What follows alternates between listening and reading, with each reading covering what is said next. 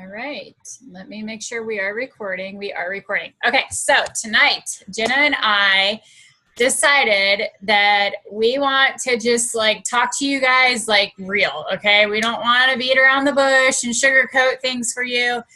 I feel like too often that's what happens. Like, let's tell you like it, however you want to do your business or whatever you want to do, like whatever, and it's like, no, we're going to tell you guys like what's probably not working and what you need to change. So that's what we're doing on this call. And we are just going to kind of bounce back and forth between each other. We don't even know exactly what we're sharing from each other, but we're just kind of bringing both of our points of view to the call because we want you guys to have that. So we're going to talk about a few things tonight. And then at the end of the call, well, first we're going to talk about the getting real stuff, okay? And then stick around for the end of the call because then we're going to talk more about like the objection side of things, the objections that you guys get and how you can handle all those and all that kind of stuff. Because I have seen, sorry, I just drank my sparkling water. I have seen, a few coaches with questions on how to handle objections and all that stuff. So we figured it would be a good time to kind of cover that tonight. And Jenna, if at any point you want to jump in, say something, cut me off, go for it, okay? All right, so I'm just going to jump right in. All right, so the first thing we're going to talk about is why you might not be where you want to be right now, okay? I thought I heard a chat box. Why you might not be getting the interaction that you're wanting on your pictures or your posts. Why you might not be hitting Success Club when you feel like you're putting in the work, you're like, I'm doing the vitals, I'm doing what everybody's telling me to do, but I'm not hitting Success Club. What am I doing wrong? So in the Diamond group, if you guys are in there, you saw the video. If you're not, don't worry about it. You don't need to know what it is. We're going to talk about it right now. But in the Diamond page, the group that we're running, Jenna talked about, we talked about inviting, but Jenna specifically talked about cold inviting. And I want to kind of touch on that a little bit, kind of two different sides of it, and why specifically I feel like it works for her really well. Okay, so the first thing I want to say is that the cool thing is that Jenna and I are very much alike, but we're different in some ways, and we are different in this way when it comes to inviting. And the reason I want to talk about this is because I want to point out to you guys that just like she said in that video, it is just whatever works for you, okay? And I want you guys to know that it's whatever works for you, and we're going to give you all different perspectives, okay? So one thing about me is that I actually hardly ever cold invite. I have done it. I can probably count on my two hands the number of times I've done it. And now when I say cold invite, I don't mean that like I don't ever talk to people I know or I don't send the hey girl messages, okay? I still do that. What I'm specifically talking about with this specific cold inviting is more so the straightforward to the point messages, okay? When you're kind of reaching out to somebody and there's no like beating around the bush, building the relationship, you're flat out reaching out to them and they know what you're there for type of thing, okay? I still talk to people I don't know, and I still friend request people I don't know, and I still send the messages getting to know those people and all that kind of stuff. So I don't want you guys to think that I'm saying I don't talk to anybody but my warm market, okay? That's not what I'm saying. But I hardly ever send the straightforward messages, okay? I can probably, on my two hands, count the number of times I've done it. And when I have done it, it's been because I seriously had this like voice in my head saying, you need to invite this person. Like, just do it. Don't beat around the bush. Tell this person what's on your heart. And at that point, I reach out to the person and I'm like, listen, I know this might be totally out of left field, but this is what's on my heart and I want to share it with you. And I drop the ball. And I've done that and I've never had negative feedback from that, because it was true and it is what was on my heart. But here's the thing. I don't do a ton of the cold inviting like I'm talking about, but I do a ton of relationship building behind the scenes, okay? So I am in my inbox, guys, all the time. And people might not realize that because they don't see that side of it, but I'm constantly talking to people. I'm constantly following up with people. I'm constantly checking in on people. I'm constantly sending those hey girl messages, okay? And, you know, I should stop calling it that because I don't know why, but I hate calling it the hey girl message. It makes it seem like, I don't know. But anyways, I'm still sending those messages where I'm talking to those people and getting to know them. And I'm doing that a lot. And that's what works for me. That's just what I found to work for me, okay? Now with Jenna, like she talked about in her video, Jenna does a lot of cold invites, okay? But let me tell you why it works great for Jenna. Because Jenna does a lot of relationship building on her page, front and center, okay? She also posts a lot, okay? But she posts a lot with a lot of great content. It's not like she's throwing up a bunch of random posts that have nothing behind them all day long. She puts a ton of effort and thought into her post. She plans ahead. That is something that she spends time on in her business. And I'm sure she can talk more about that with you guys, but that is her inviting package, okay, is her posting. Now, she also does, another thing I wanted to talk about is the live interactive Facebook videos. You guys have probably all seen them where she comes on, she talks to them live, and she does a lot of interacting there, okay? So most of you, if you've seen her page, you can probably scroll through and within a couple minutes, you can probably feel like you know Jenna on like a deep level, okay? So when Jenna sends a cold invite, these people can come to her page and they can scroll and right away they can feel like they know her and they trust her because she puts it out there. The content is already out there for them. Where I see some coaches trying to do cold invites and they're like, cold inviting doesn't work for me, not for me. And the problem is they're cold inviting to nothing, right? Because if you're cold inviting these people and they come to your page and you have no value, no content really to offer, what are you inviting to? What is going to make them trust you? What is going to make them want to join you? Okay.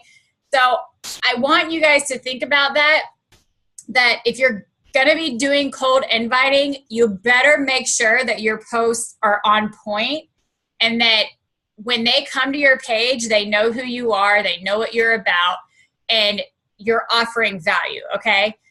So it's honestly whatever works for you, and that's something that you have to figure out as you go. I do believe that you can make either one work for you, but you just have to figure it out, okay? And when I say whatever works for you, I want to encourage you guys not to be lazy about it, okay? It should still feel like work, okay? Like, that's one thing that you guys need to understand is that this is your business and it's fun and it's great and it's rewarding, but it should still feel like work sometimes. So, like when I'm in my inbox sometimes, it's time consuming and it takes up a little bit of time and it takes up part of my day. And honestly, do I want to talk to people every day, all the time? Honestly, no. I would rather go do something and disconnect from the world, you know what I mean? But at the same time, it is a business and I know that I have to invest time in the right places, okay? So I don't want to see you take the easy way out. I see so many coaches that are like, cold inviting doesn't work for me. I'm just going to do warm inviting. And then it's like they don't really do much of anything. They just kind of talk to their friends on Facebook every now and then. And they're like, oh, I'm warm inviting, and that's not really how it works. Okay. You still, whether you're doing the warm inviting or the cold inviting, you still need to be posting consistently and you still need to be having vulnerable posts because that's one thing. You can go to mine and Jenna's page and you'll see that Jenna posts more often than me. She has more content and value right up there front and center, but I also still post consistently. I still have vulnerable posts. I still offer value. I just don't do it quite as much as her front and center, if that makes sense. But I want you guys to understand that it's still important that regardless of warm inviting or cold inviting, that you are still posting consistently and being vulnerable and offering value and all that good stuff. Okay. All right. So now, while we're on the subject of posting and our posts and all that good stuff. So I kind of talked about, well, I didn't kind of, on my last call, I did talk about the things that make you unique and finding that unique factor, the things, you know, that make you different. And if you missed that call, I'm not going to go all into it, but you can go back and watch that. Hopefully some of you have kind of figured out since then what makes you different and unique. So I talked about that a little bit, and now I kind of want to touch on kind of going into that. It's kind of the same concept. So one thing that you guys have to make sure you're doing is you have to make sure that when you're putting posts up and you're putting pictures up, that they are attractive and they're, you know, scroll stopping, and they're different. Okay. Now, I don't want you guys to like get stressed out about it and think like, oh, I have to have these professional pictures. Nowadays, it really is so easy to make a picture look attractive. You don't need professional pictures right away. You don't need all that stuff. Use filters. And I know I kind of had a hard time with this in the beginning because I was kind of like, I'm not using a filter. Like, I'm going to be myself, you know? And then I kind of had the realization that like, it's not going to change the way I look. It's not going to change who I am. I'm still myself, but it's going to make my pictures appealing. And if you guys stop and think about when you're scrolling your Facebook, okay, let's just all be honest with ourselves. When you're in that mode, when you're out of work mode and you're just in the Facebook scrolling mode, do you stop for every single post? No, you don't. You might scroll past a post and go, oh, wait, that looked kind of good. Let me go back and see what that was about. Or you're scrolling and something stops your eye and then you stop and read the post, okay? So I see so many coaches who have such great content. Like I stop and I read their posts, you know, and I'm like, man, that's an amazing, like just great content, or it's like a great vulnerable post. And there's not much interaction on it. And it's because it's not scroll stopping. The problem is people are not going to stop and read what you have to say if you don't capture their attention first, okay? And I don't want you guys to feel like you have to like stress like to the max about every single one of your pictures has to be perfect and on point. Like don't get crazy obsessive with it, but just kind of try to keep that in mind, you know, like have good lighting, you know, use like filters that kind of make your pictures like pop out. While we're on the call, let me just tell you guys some of the filters that I use. So just to kind of change like the lighting and the way my pictures look, I really like Airbrush. It's for iPhone. That is probably my favorite app. I love the filters on that one. I use Snapseed. That's the one that kind of gives, I don't know if you've seen the pictures where like everything kind of looks like animated and kind of like dark and the pictures kind of jump out at you. That's what that one is, Snapseed. I use Photo Mirror sometimes. If you have just like a normal old selfie, but you want to kind of like spruce it up, you can do the one where you mirror yourself. Or I know Jenna and I think it was Amy Duckin, I think, and maybe Leslie, I don't know, I've seen a few of you do it and I'm like, oh, that's such an awesome picture where it's just you, but you're like against a mirror or you're against something and you double up the picture and it's like you're giving yourself a high five. Okay, so think about it. You took one simple picture, okay, of you standing there and you, within 5 seconds, you threw a filter on there and you totally changed the whole concept of the picture. And I'm going to tell you guys that that is a scroll stopping picture, okay? Those kind of pictures, people are going to just stop and look at because they're going to be like, oh, like how neat. She's high-fiving herself. And that's the kind of stuff that you have to do. So photo mirror is a good one. Boomerang, if you guys don't know about that one, that's the one where you can do like, you can go like this and it'll just like, the video will keep doing it. That's a cute one. And then if I'm going to be putting words on my pictures, I use Word Swag or Rhonna, RHONNA. Now, while we're on the subject of words on our pictures, this is another thing that I feel like has kind of been changing a little bit. And because over the years, as we go, I try to watch what gets interaction and what starts to fall off. And I'll tell you guys that nowadays, the in-your-face words on the picture all over the place is not really what's appealing to the eye anymore. I do still use the words sometimes, and I'm not going to tell you not to ever put words or print on your picture because it does still work sometimes. But what I found that is more appealing to the eye now is more of like a clean look, like a clean look that kind of jumps out to you. So just be careful that you're not putting like the text and stuff on your pictures like too much or too often. And make sure that you're not putting text on every single one of your pictures, because that's kind of another thing that will make people just kind of scroll past you if all of your photos have text on them, because they're going to kind of be like, I'm overwhelmed. Like, I don't want to read all the text. Like, I just want to see a picture. Okay. So that's another thing I wanted to touch on. Okay. And then the not posting something different. Okay. So this is another big one. You have to make sure that your pictures have variety. Like I talked about on the last call, people like to follow change, okay? So I told you guys, like, when I colored my hair purple, people, like, went crazy for it. And, like, people I hadn't talked to in forever were, like, messaging me. Like, it was crazy, okay? Just because I colored my hair purple. Think about when somebody gets engaged or when somebody gets pregnant, you know? Or when you announce that, you know, you are doing something new or you're starting a new program or whatever it is, people like to follow change, okay? So think about that when you're posting your pictures. You know, I see a lot of coaches who it's kind of like the same shot every day. And again, it's like the wording is different and they have these great posts, but it's the same picture every day. And it's not literally the same picture, but if you're thinking in the aspect of somebody just kind of subconsciously scrolling, they've already seen your pictures a bunch of times. In their minds, it kind of looks the same.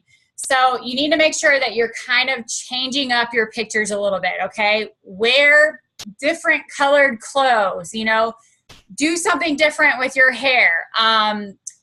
Take a picture in front of a different mirror.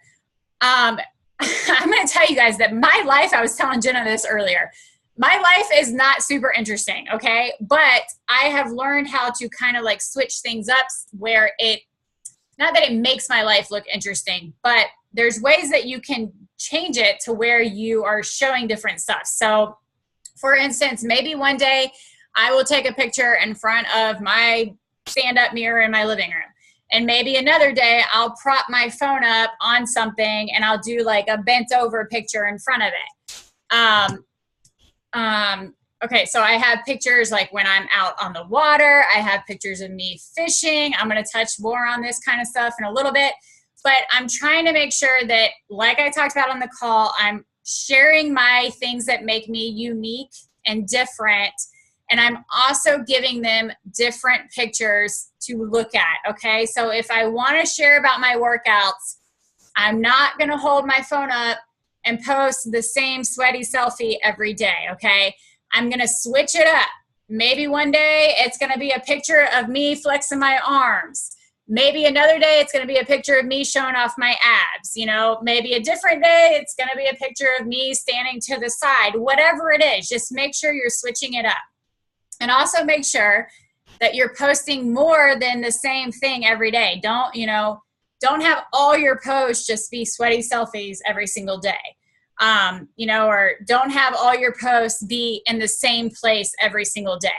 In the same room in your house or in the same place at your job or whatever it is. You know, guys, it's just get creative with it. I mean, you can literally walk outside and like prop up your phone against your garage and squat down and take a picture of yourself with like the sky in the background. You know, that is like a totally random example. But my point is that you can find other ways and other places to kind of be creative and change things up so people stay interested in your pictures and in your posts, okay? So really try to make sure that, you know, you're not posting the same thing over and over. Like I said, people, they don't want to see the same thing over and over. If that happens, they're going to start getting bored with your posts, and you're going to start to notice that like your posts aren't getting that much interaction anymore, and that your likes are kind of falling off and it's kind of not there anymore. Okay. And then the last thing I want to talk about with wow factor, or with posting, I just gave it away, is trying to give your audience a wow factor every now and then. Okay. And I've found that this is something that some coaches kind of struggle with because they're not naturally somebody who, trying to think how to word it, not naturally somebody who just automatically knows how to post things to give people wow factors. But like I said, as I've been doing this throughout the years, I've found what works and what doesn't work. And one perfect example I can give you guys, Tyler and I joke around all the time because I'll like want a new outfit or something. And he's like, you have like 5 million clothes, stop shopping. And I'm like, honey, it's going to help my following on Facebook. And then we laugh about it. But it's true. If you guys go to my Facebook right now, I can tell you that the most likes I have ever gotten on a picture would be from a simple picture of me in a hot outfit. Okay? Super simple. Just put on an outfit that I look good in, and it's okay to feel like you look good in an outfit. You guys should all be feeling good about yourselves, okay, on this journey. That's one thing that we're aiming for is confidence. So don't be afraid to strut your stuff every now and then. I'm not telling you to like go put a hooker outfit or something on, just something you feel good and confident and, you know, sexy in. And post a picture of it and watch how much interaction you get. And it's crazy how like simple things like that, your audience, your people, they love to see that kind of stuff, okay? Same thing with Jenna. Same thing with all the girls that were at Summit with me, because I know that most of us did that picture where we were either standing outside of the house or on the stairs or whatever. We were in a cute outfit because we got dressed up that night, and all of us had great interaction on those posts. So people like wow factor, okay? And it doesn't just have to be you in an outfit. I wrote down some different ways that you can do this. If you're not somebody that really likes to get dressed up or stuff like that, that's fine. I'm not telling you guys to go be somebody you're not. But there's a bunch of different ways that you can get wow factor. So if you're somebody who likes to do hair or makeup, you can switch up your hair. I know like Jenna and Leslie, they'll do like cute curls or something in their hair, and people love it. Like they're like, oh, you curled your hair. Amazing. Like, let me like it 500 times. You know, if you like to do makeup, like do some cool makeup, like put some cool colored eyeshadow or something on. Gina, I don't know why, but you strike me as the type of person that could probably do some really cool freaking eyeshadow. If you're good, if you have like a talent like singing or something like that you're good at, share it. I'll never forget one time when Lindsay Matway, I don't know if she just like recorded herself or if she was doing karaoke. I think there might have been 2 different times. The first time I ever heard her sing, I was like, holy crap, like you're really good. And that it has been like edged in my memory now for years. I'm like, she's a really good singer. And it wowed me, even as a coach, like it wowed me, okay? So maybe you have something like that you're really good at. Maybe you're really like artsy and you're good at drawing. I know my coach, Anna, like when we were in high school, I remember the first time I went to her house and she had like this whole like mural on her wall. And I was like, whoa, like who can I call to come do that to my bedroom? And she's like, I did that. And I'm like, you did that? Like, what are we talking about? You should be famous. You're an artist, you know? And if I was to see that on Facebook, I'd be like, holy crap, you're amazing. That would wow me, okay? Maybe you're like crafty, like you do really crafty things, or maybe you're like really good at home projects, Sam and Jason. Maybe you're like really good at doing stuff in your house. I know that there's this one girl on my Facebook who she just bought a new house, and they're remodeling the whole thing. And she's posting like simple pictures as she goes, like the remodel of the bathroom, the remodel of the stairs. And I've been like watching, like, okay, what's next? Like, I want to see what she posts next. Like, I love that kind of stuff. And I can guarantee you thousands of other people like to watch that too. Maybe you're really good at like different like organization techniques or things like that. That post that Jenna shared today about the koozie thing, I think is what it was. I was like, whoa, that's a really good idea, because I constantly have water bottles all over my house that my kids don't drink, you know, and that wowed me.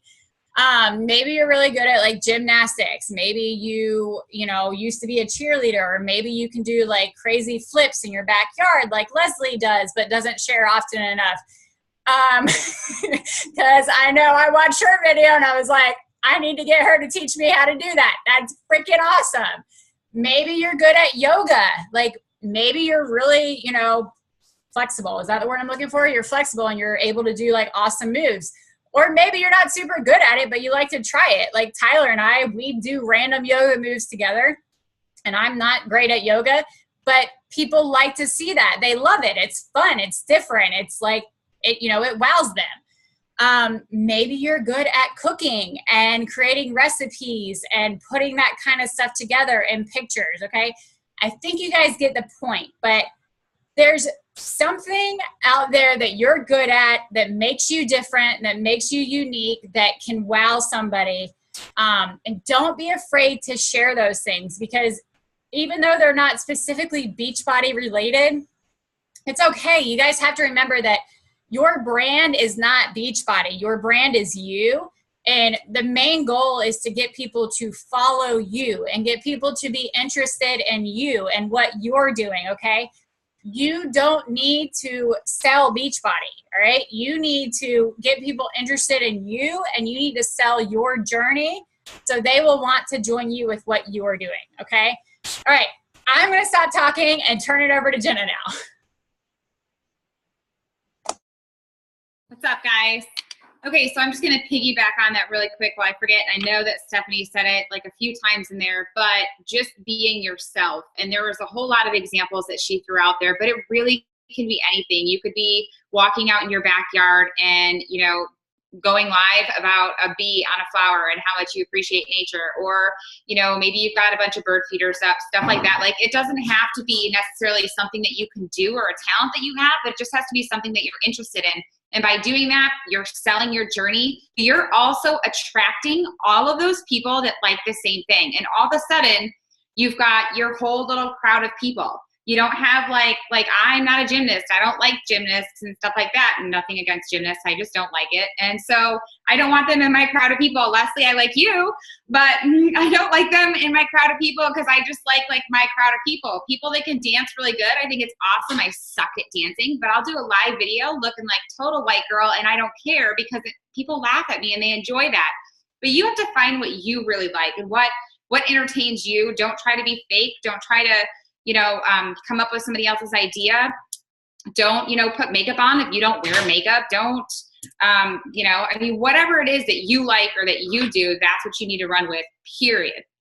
In the beginning of coaching, always try to like chase after somebody else and do what somebody else was doing, until I realized that I got way more attention, way more following with just doing my own.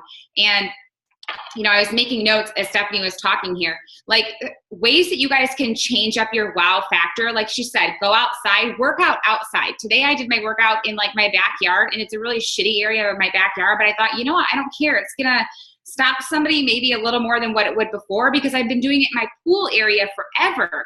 So I wanted like a different scenery. Drape a blanket over a door and use it as your backdrop, or a towel over your shower curtain and use that as your backdrop. Get a really cute towel and lay it down on the floor and go crisscross and take a picture like I did this morning of your personal development. There are lots of ways that you guys can change things up without it having to take a lot of time. You don't even have to edit it. Like, you can just make it look different. And one thing I'll tell you to do, go to your Facebook page, go to your photos and scroll through your photos. And if you have a gazillion pictures of yourself in a messy bun, in a tank top, and pretty much the same thing, it's time to change things up. Even if it means that you need to spend an hour, put something really sexy or really trashy or really goofy or whatever it is, put a bag over your head, take a picture and change things up on your page, then you need to do it, because people are tired of scrolling past, the same old same old posts. And that was one thing that Stephanie and I talked about getting real today. And, we're not going to throw out any names, but one thing that we really kind of expanded on was that your material is good. You guys are posting really, really good material. As your coaches, we sit and we read it all.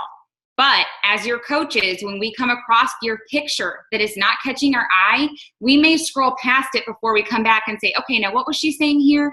Because we've seen the picture a million times. Doesn't mean that we don't love you guys. It doesn't mean that, it's not a great picture, but it's repetitive. And if we're doing that, then you guys can imagine what your followers are doing. So think of a way to be yourself where you can change it up and, grasp some attention. And then with that,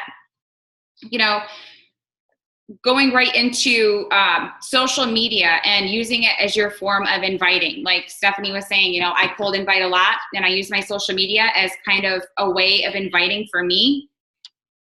I don't like to use Hey Girl either. I actually recommend that you never start a message with Hey Girl, but you always start a message with that person's name. Number one, if you're copying and pasting a very similar message, it's going to force you to have to go to that person's page, figure out what their name is, make sure you don't jack it up and put the Susie in on a Amber's page, and give yourself a second to realize who you're messaging and kind of get to know them. But don't do the Hey Girl thing anymore. And creating your social media in a sense where it's inviting. Yes, I post a lot. You guys don't have to post a lot. I post a lot because I'm still building my following, and it's a choice that I choose to do. Some people may not have as much time. Some people may not like it, but I make sure that the posts that I put out there are bringing value, are asking questions, or are posts that have engagements that people will interact on them and allow me to interact in the comments and get to know people. So I post a lot. I'm constantly in people's feed. If people didn't like it, they would delete me. I don't drop my friends ever, not by one. And I check my friends' number every single day. So I know that I keep climbing, and I always have that fear in the back of my head, like somebody's gonna drop me because I'm posting a shit ton on their page. This is gonna get old real quick. But as long as I change that material up, and as long as it's something new, something fresh, I'm offering something, then they'll stay engaged, and we'll get to know each other through what I post. Once I get my following built up to where I want it, I'll slow down on that. I'll be able to take a step back because more people will be coming to me than what I'll have to do to be reaching out to them to share who I am in my journey and so on and so forth. So that's just an option, you guys.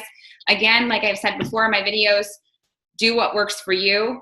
I always recommend going to somebody's page, not just engaging and using your Facebook posts as a way to connect and invite, but going to other people's page, commenting on their stuff, asking questions on their posts, even if it doesn't pertain to their post. If a girl posts a selfie and she's gorgeous, I will comment in there and say, oh my gosh, did I see that you got a new dog?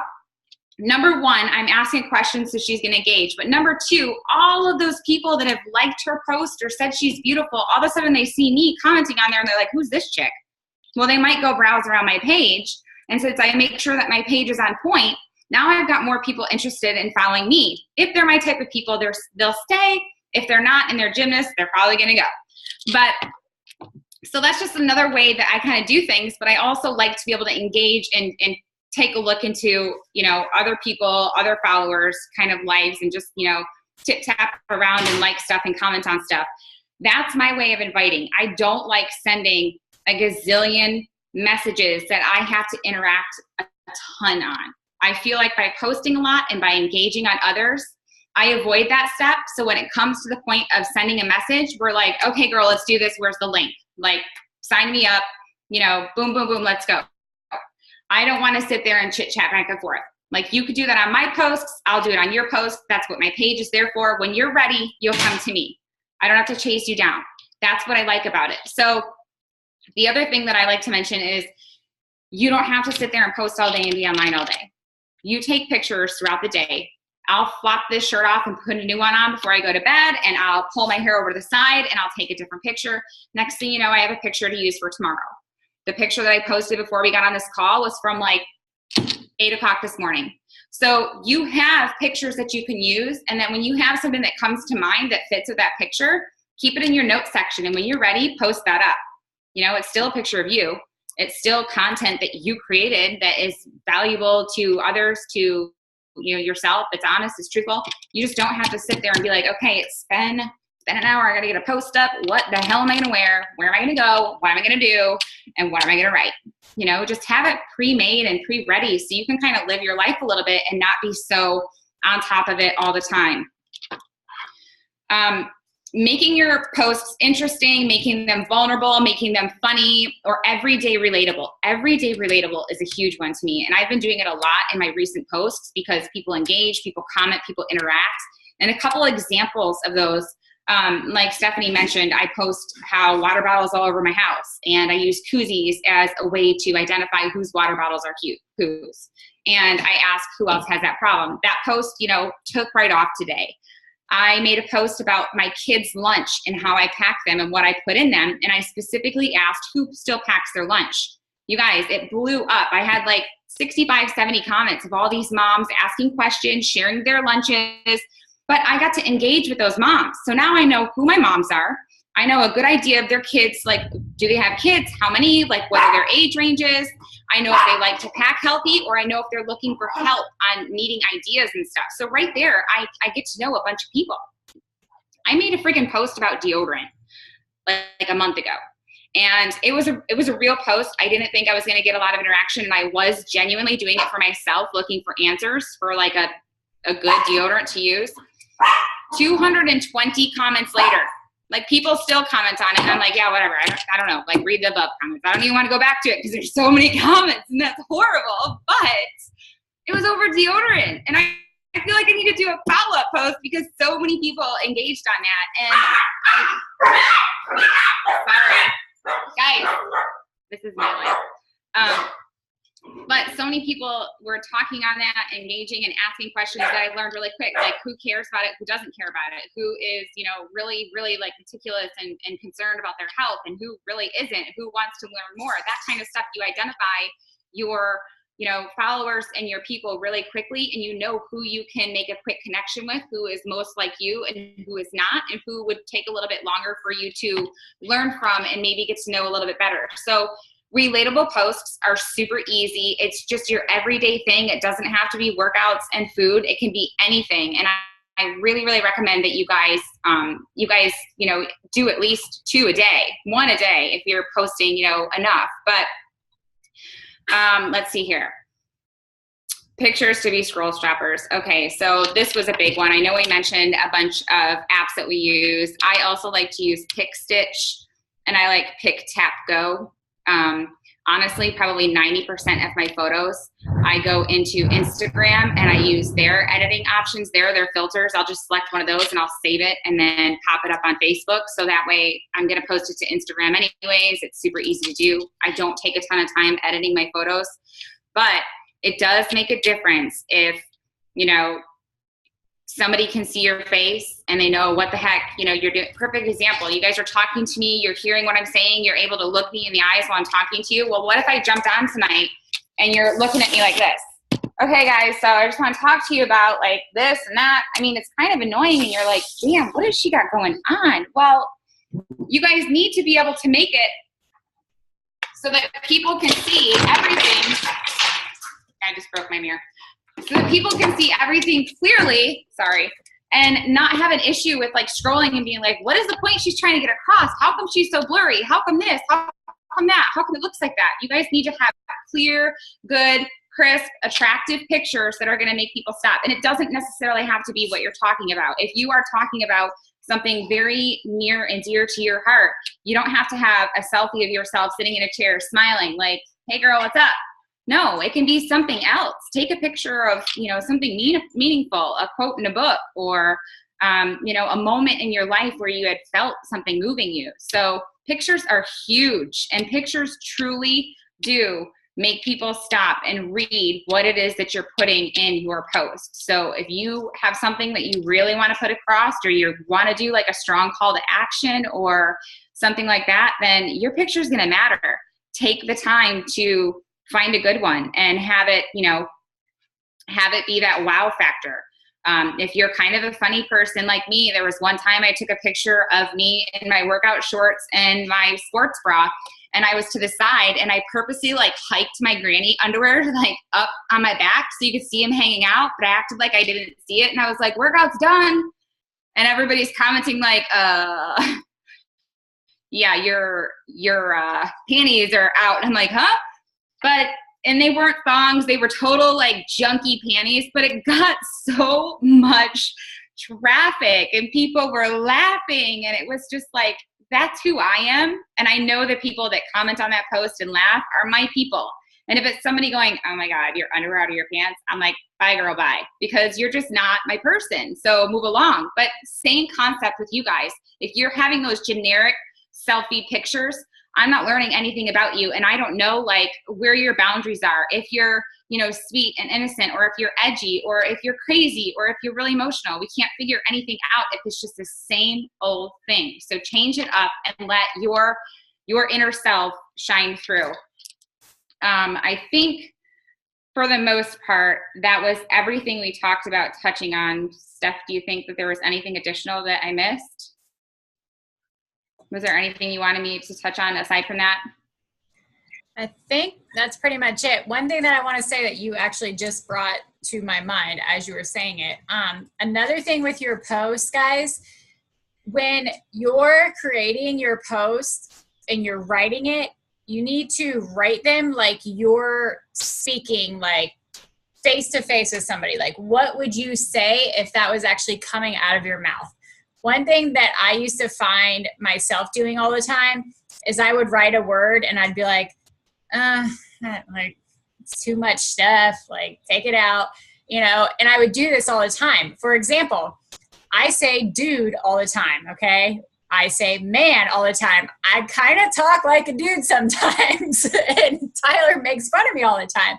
And then I would find that when I would come to Facebook, it was like proper, like educated English teacher stuff. And it was like, I used to write like everything was like, you know, perfect, and like pronunciation was great. And like, I would not put like dude or anything like that.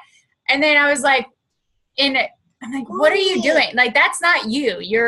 That's not you in person. That's not what you would say to somebody face to face. Okay, go ahead. Comes in and tells me he needs to go to the bathroom. Thanks for letting me know.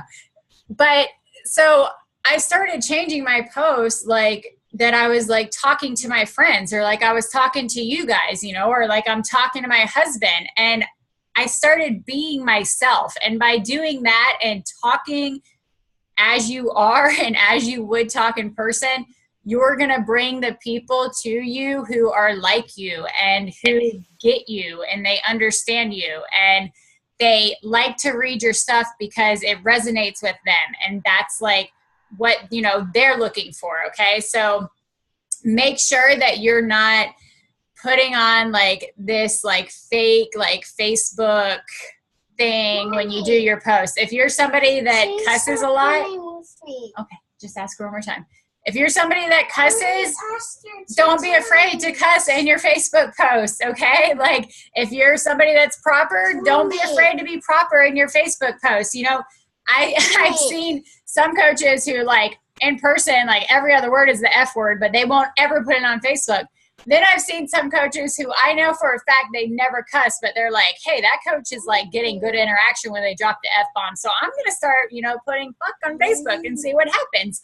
And then it's like, whoa, that's not you. What happened? You know, so make sure that you're being yourself and you're posting like how you would talk in normal real life. Okay. I just want to add to that, because in the beginning, I wasn't so much myself. And I actually had a friend say to me, like, I've been following you on Facebook, but you're a little different than the Jenna that I know. She's known me for years. And she was right. Like I was hiding a lot of like the real me. And the market that I was attracting, you guys, was so hard for me to deal with because they were so unlike me. And I probably came off really aggressive, really rude, really, I don't know. They just were not my people. So trying to deal with them and work a sale and then work them through a challenge group, I've lost a few girls, but at the same time, I know that it was better for them and for their journey to step away from me and find somebody that they were connecting to, because the person that they connected to initially was not who I really was. So that is the downfall to putting on that, you know, what you think you should be and what you know, think you should say and whatever else. Go be yourself 100%.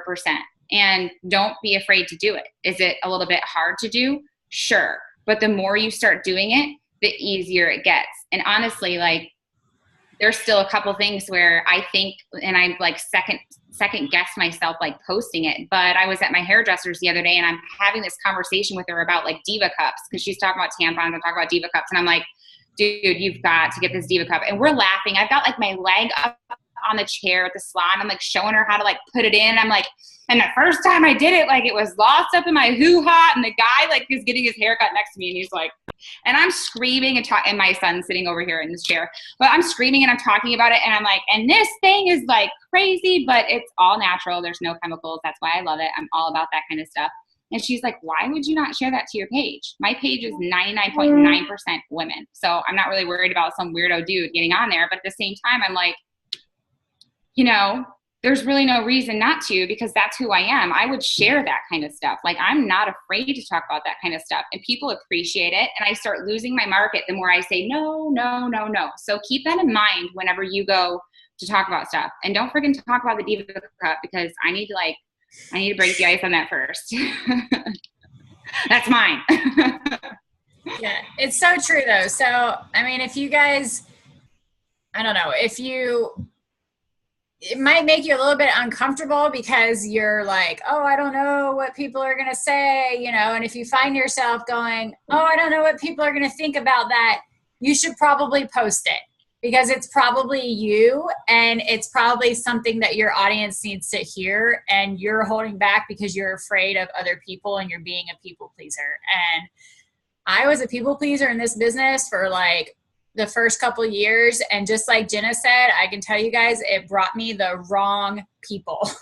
And you do not want that, okay? So it takes a little bit of time to really, I think it honestly takes a little bit of time to kind of figure out who you are in the beginning, honestly. So don't be like, oh my gosh, tomorrow, like, I have to know exactly who I am. All my pictures have to be perfect. Like, I got to go curl my hair, and I don't know how to curl my hair. You know, like, we're not telling you to like, try to like become somebody new overnight or anything like that. We're not trying to tell you to try to become somebody new at all, but we're just kind of pointing out things that maybe kind of get like brushed under the rug, or honestly, maybe that coaches aren't even aware of. Okay. So just kind of keep these things in mind, and maybe just like jot them down and just kind of try to be aware of it and work on it as you go. So that's pretty much what we wanted to talk about with posting. Now we're going to go into some of the objections that I know you guys get and that you struggle with. And we'll touch a little bit on that. And again, Jenna, if you want to cut me off at any time, just cut me off. And then after that, we will let you guys get off here or ask any questions that you have. So one of the objections that I know that coaches get a lot is about Shakeology. And so the first couple of things I want to say about Shakeology is that if you find that you're still like super nervous to present the idea of Shakeology to somebody, which I know that feeling, I think we've all been there as a new coach. And I can tell you that I felt that way because I didn't know what I was drinking. I truly didn't really know what I was drinking, okay? When I drank Shakeology, probably for like the first year, I truly, like, I knew it was good for you because I knew people who were drinking it and getting results, and like I had heard, you know, about the superfoods and all that kind of stuff, but I never like actually sat down and educated myself until finally I was like, okay, what are you putting in your body every day and telling other people to put in their body? Like, you feel weird talking about it and you feel weird presenting it to people. So sit down and figure it out. Okay. So if you kind of feel like that, you feel awkward presenting the idea of Shakeology, or when people ask about it, you're like, I don't know, like it has superfoods and like an adaptogen blend, and don't ask me what that is because I have no freaking idea what that means, but it's in there. A couple things that you need to work on is, first, you need to believe in the product, okay? You need to be confident in what you're talking about. And I can tell you guys that you can be confident in Shakeology because I have done the research and I am a freaking skeptic. And I was the person that when I first signed up for Beachbody, I was like, I don't need that shake crap. And I'm just going to buy Brazil Butt Lift by itself. And so I am like as skeptical as they come. I get it, but I can tell you guys I've done the research and there really is nothing out there like it. Okay. That is why I drink it and why my husband drinks it and why I try to trick my kids into drinking it before Daily Sunshine came out. Now we're good. So you need to believe in it and be confident in it. And the way you make that happen is by kind of sitting back and figuring out, like, what has this actually done for me? Like, what kind of changes do I notice? Is my skin clearer? Is my hair finally growing? Do I have more energy? Or maybe it's not, maybe you're the type of person that you can't really like see exactly what it's changed for you. But if you research it, you might be able to figure out like what it's actually doing for you. And then the other thing is you need to research it, okay? You need to educate yourself on what Shakeology is and why it's good and what it's doing for you. And I'm going to tell you guys that there is no excuse or reason why any of you should not be educated on Shakeology, because there is content out there everywhere. If you feel like you need to know more about Shakeology and research it a little bit more, Darren Olean, I don't even know how to pronounce his name. He is one of the co-creators of Shakeology. You can simply YouTube him, and I can promise you there's going to be plenty of stuff explaining what it is and why it's great. Another one who's really good, well, you all know about Isabel Dackler. She's Carl's wife. She's the other co-creator of Shakeology. You can also find everything that she talks about with it. But then there's also a coach who is really, really good at this kind of stuff. Her name is Shay Stanford, if you guys have not heard of her. She used to be in pharmaceutical sales. So she's like really passionate about like breaking down the different sides of like farm and like health food stuff. And she has some really great videos out there explaining the ingredients of Shakeology and what they do. So give yourself a little homework assignment this week. If you find that like you don't really know what you're drinking or you're not really confident talking about it, go research it, okay? Watch some videos and kind of figure out what you're talking about. So one thing that I do when Shakeology gets brought up is I make sure that I tell people what it's done for me personally.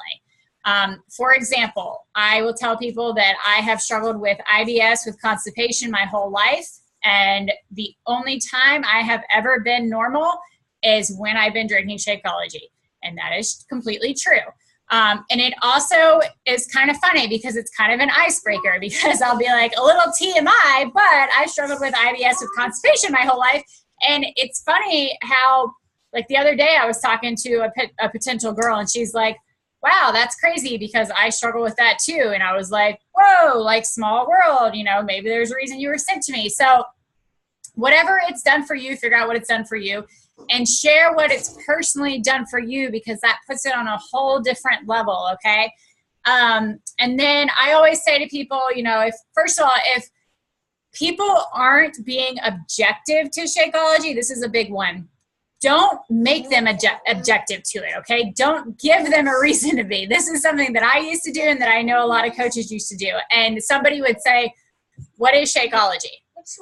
And coaches would be like, well, it's blah, blah, blah. And I know it seems expensive, but it's really not. If you break it down, it's only $4 a serving. And I'm like, whoa, like, how do you know they're going to think it's expensive? And on top of that, when you're putting that idea out there, you're automatically telling them it's expensive. Do you believe it's expensive? Like, why would you even say that? So make sure when you're talking to somebody about it, you're not like throwing objections out there and planning those in their mind yourself, okay? But if I do have somebody who's being objective, first of all, don't get all stressed out thinking, oh my God, they're not going to buy a challenge pack now because they're never going to try Shakeology. Kind of maybe put yourself in their shoes and remember what you were like when you were first thinking about Shakeology. I think that's another big one that we all forget how objective we were about it, okay? And we all came around. So don't feel like other people aren't going to come around too. But put yourself in their shoes, and answer their questions. Just answer their questions and be confident and know that you really are offering something that really can change their lives, okay? There's nothing else like it on the market. Answer their questions and let them make their decision. But one thing I always say to people, if they're like, I don't know, I'm not going to try that. I always tell them, I always recommend that everybody tries it for at least 1 month with their workout program. Cute. And I tell them, that way you get you're getting the whole thing, and I know that you can get the best results possible. And I keep it short and simple, and I just say, I always recommend that everybody tries it for at least 1 month with their workout program. And I generally have good response to that, because generally if you kind of break it down for people like that, they're kind of like, all right, it's 1 month. Let me just try it, whatever, so I can get the best results, and we'll go from there. Now, something I do not do that I see other coaches do is a lot of coaches will say, I recommend that you try it for 1 month, and then if you don't like it, we have a bottom of the bag guarantee and you can return it. And I think that maybe this is good for some people that are objective, but I feel like when you put that idea in people's head, you're kind of automatically telling them there's a chance that you're not going to like it. And if you hate it, you can return it. So again, that's kind of one of those things that you don't really want to say unless you have to. Okay. So now if you have somebody that you say, I recommend the 1 month thing, and they're still like, not happening, then you can throw that out there and be like, if you really end up not liking it, you can return it. Okay. But like I said, I generally don't mention that, because another thing is, in the 4 years of coaching and the hundreds of challengers I've had, have maybe had 2 or 3 people who genuinely did not like Shakeology, or I couldn't figure out how to make them like it. I don't even know if it's 3. It might have only been 2 people. And I've only ever had one girl, I think, return Shakeology. And I think she actually returned her whole challenge pack. It was a really weird scenario. So I tell you guys that to tell you to be a little bit more confident when you're talking to people about this, because if I have been coaching for 4 years and if I've only had that many people not like it, there's a reason. And another thing is, when somebody comes to you and says, oh, I tried the Shakeology and I hate it, don't freak out and be like, oh my God, they hate it. They're never going to drink it again. Talk to them about it. Okay, what flavor did you get? What is it that you don't like about it? Are you not liking the consistency or the flavor? How did you make it? Okay, and I always tell everybody that there is a recipe out there for everybody. A lot of people, well, not a lot of people, but maybe some people don't like the texture of the whey protein. So put them on vegan. It's plant-based. It's smoother, okay? Maybe some people aren't big chocolate people. Put them on strawberry, okay? There's something out there for everybody. So just be confident and calm and know that there's a way to make everybody love Shakeology. Okay, so I think that's all I got on Shakeology. You have anything you want to say specifically about Shakeology, Jenna? Just real quick, I put, learning about Shakeology off for a long time because I just didn't want to spend the time on listening to the videos, the ingredients, and everything else. But you guys, they're super interesting. It's actually really interesting to hear about how in depth they go with testing the soils and talking to the farmers and everything else. It's really, really, really interesting information. So I would recommend listening to those. I know Stephanie got me on a call with, I'm so horrible with names, but Carl's wife, and the call was longer than long, you guys, but the information she was putting out there was just phenomenal. I don't know if she recorded that, but that would be a really good one to post in the page if we could find it. But dig into it, because as much as you want to avoid it because you think it's going to be over your head or just not interesting information, it is really interesting. That is all. All right, so then the last objection that I'm going to touch on tonight, oh my God, my kids are losing their minds. Shh, you're cutting me off. The last one that I'm going to touch on, Jenna might have some other stuff to touch on, but another real common one that I see and hear all the time is price objections. And I feel like we could really talk about this subject for a long time, but I just kind of want to share like a couple tips with you guys. So price objections, first of all, is probably the number one excuse. And something that I had to really learn is that everybody, well, I guess I shouldn't say everybody, but probably 99% of people spend money on something that is not a necessity, okay? So if people tell you they can't afford it, it's not that they can't ever afford it. It's just that they don't see the value in it yet. Okay. So just remember that when you get price objections, you know, don't say, oh, well, you know, they can't afford it. They're never going to be able to afford it. Instead, you need to say, okay, they're not seeing the value on this. How am I going to show them the value? And that doesn't mean to word vomit in the message, like all the value of everything right away. You know, sometimes it takes time to show people value and for them to kind of be able to see that. But the reason I point that out is because price objections are very common. And it is probably the number one thing that people come around from. And it's probably like the number one excuse that people always come back around and change their mind. So just know that if you're getting price objections, that's totally normal, and people come around, and that's where the follow-up takes place, and that's where your posting takes place, and that's where showing results takes place, and all that kind of stuff helps with price objections, okay? But one thing that I like to use when I have somebody that I've been talking with and they hit me with the price objection is I use the feel, felt, found technique, okay? And I honestly don't know that I totally use it exactly how it goes by definition, but this is how it works for me, okay? And so just to give you an example of how I would use the feel, so it's feel, felt, found, okay? So let's say that you have somebody that's saying, you know, my schedule is crazy. I do not have time to work out. All right. So I would say, I feel you, girl. When I first started this journey, I was a mom of 2 babies. My husband was in the training program at work, and he worked crazy hours. He like didn't get home until 4 in the morning sometimes. So I was like basically a single mom of 2 babies at that time, and I had no extra time. Okay. And let's see, I wrote the notes down, but they're all sloppy. I felt really unhappy with the way I looked and just felt after my second baby. And I honestly kind of felt like I would never be able to change it. You know, I was somebody that had went to the gym in the past and I didn't know what I was doing and blah, blah, blah. And having 2 babies, like I knew there was no way that I would ever be able to get back to the gym. There was no time for it. So I just felt like I would never have time to change my body. Well, then I found out about these home workout programs. Obviously, you wouldn't word it like that when you're talking to them, but you get what I'm saying. I found out about being able to work out at home, and I learned and found that these workout programs are short workouts, okay? They're 30-minute workouts. They're convenient. I can do them in my living room with my kids running around playing with toys in the background. And I found that if I need to push pause, I can. So, you know, if my kids are going crazy or one of them is hungry and I have to push pause, I can push pause and go feed the baby. You know, exhibit A. I can push pause and go feed the baby, do whatever I need to do, and then I can come back and finish my workout. So I found that it works for me.